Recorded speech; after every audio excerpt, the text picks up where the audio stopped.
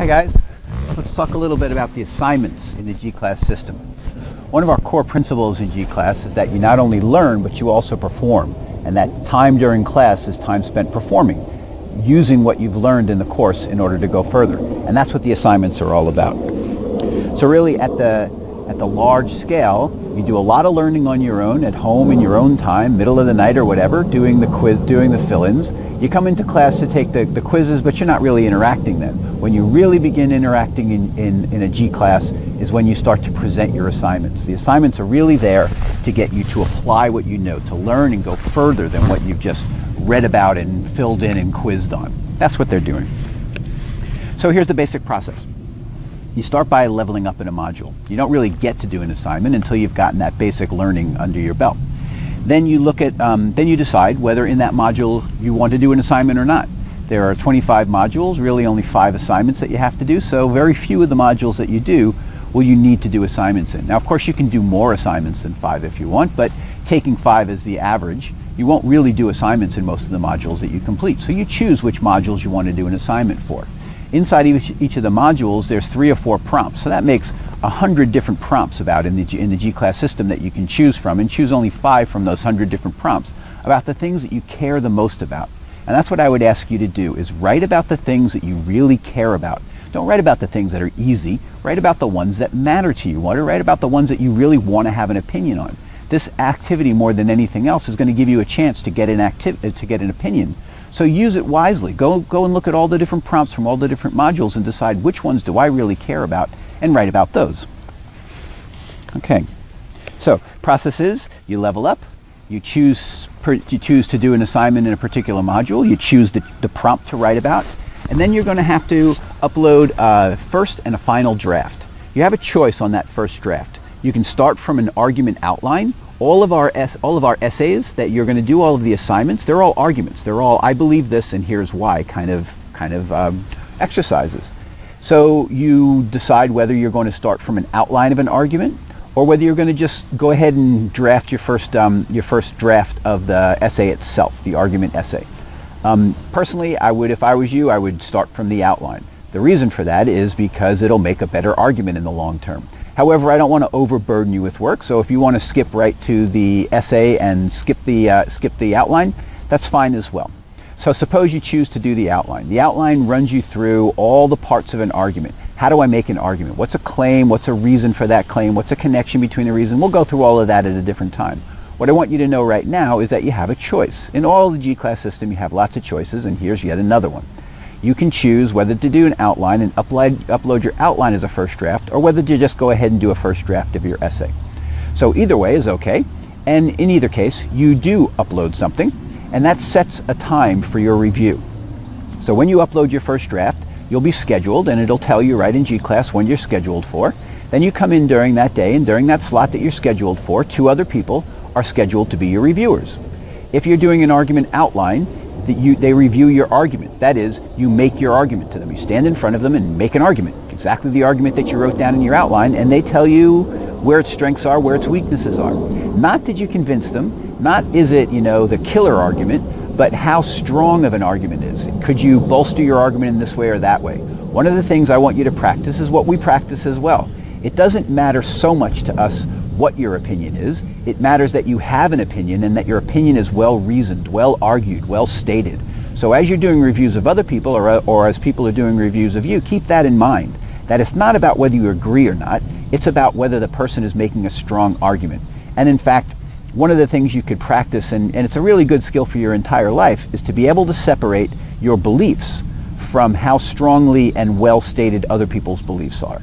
That's a really great skill to have, and you'll practice that as well. Because as you're looking at other people's work, I want you not to focus on, do you like this argument, do you believe it, can you argue against it, but more, how well structured is it, how well put together is it, how well conceived is it? And if you can argue against it, what would those arguments be so that the person who's making the arguments can make rebuttals to those arguments?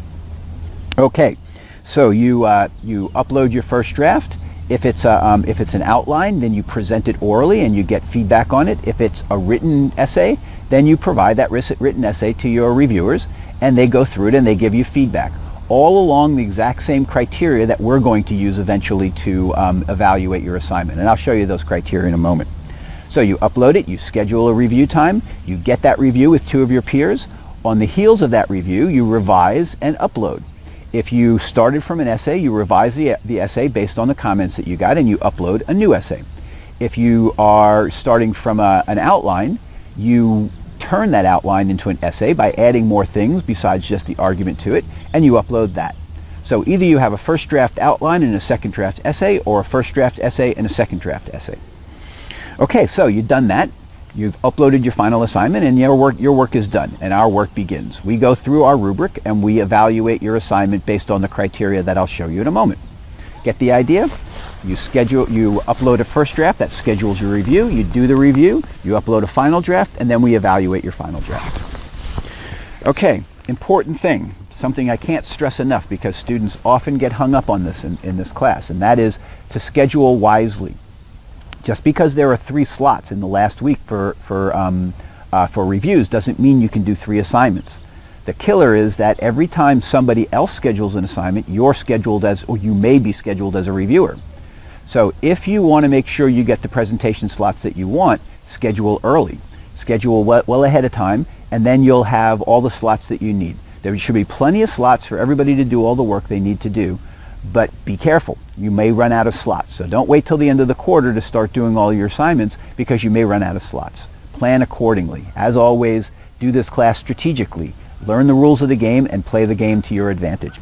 All right, now let's hit the subject that you've been all waiting for. How are these evaluated? How do we give you a grade?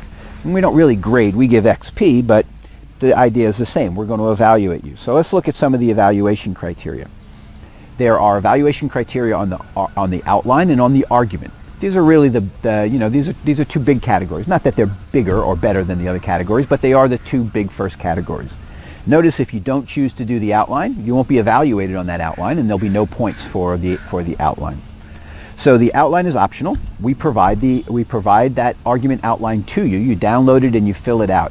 And really what we're trying to judge in that outline is how well you figured out the mechanics of the argument.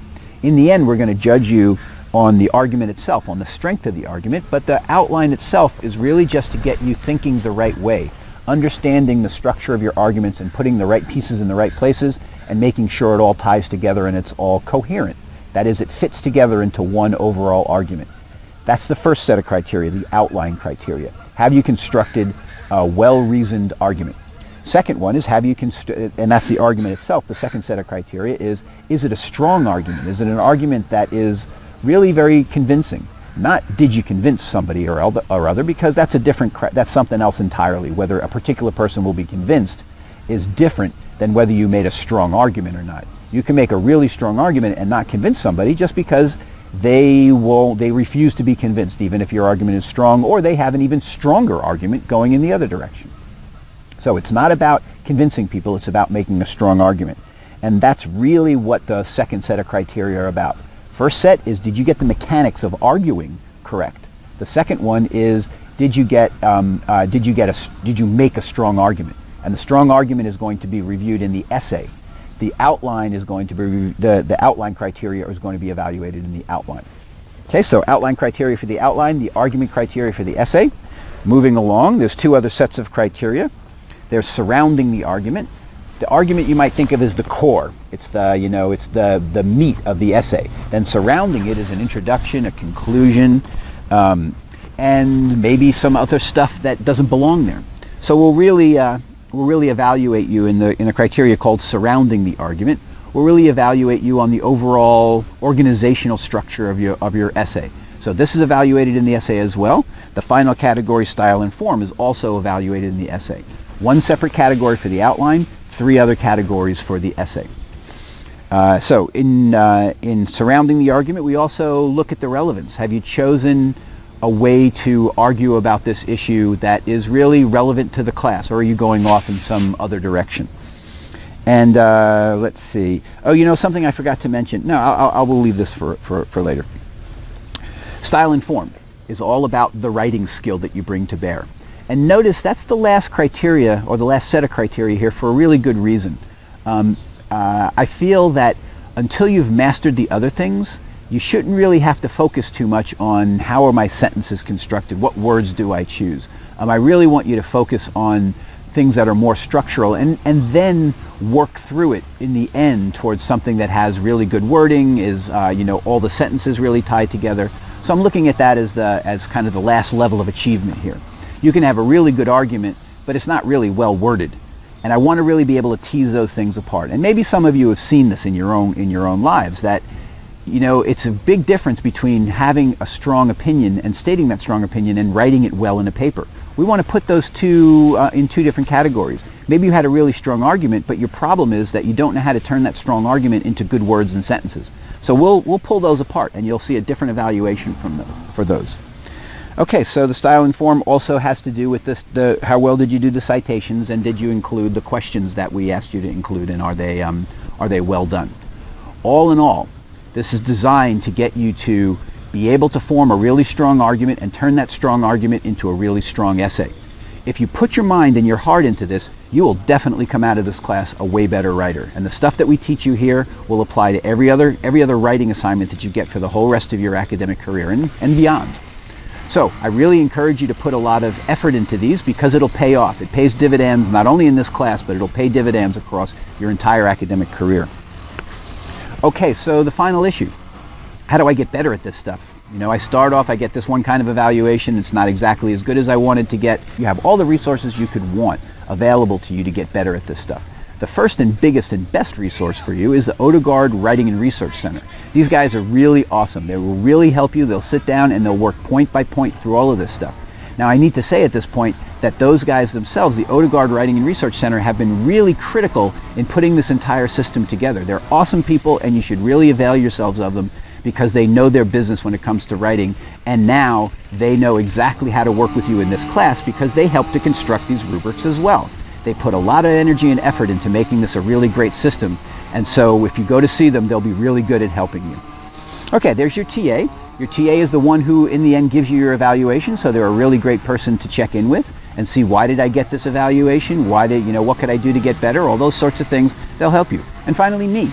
I love working with students, especially one-on-one, and so I'd be more than happy to work with you on any of your argument outlines, any of your essays, to make them as strong as they could be. Okay, there's the argument system. I hope that it makes a lot of sense to you, and I hope you really, really get a lot out of it, because we've really put a lot into it.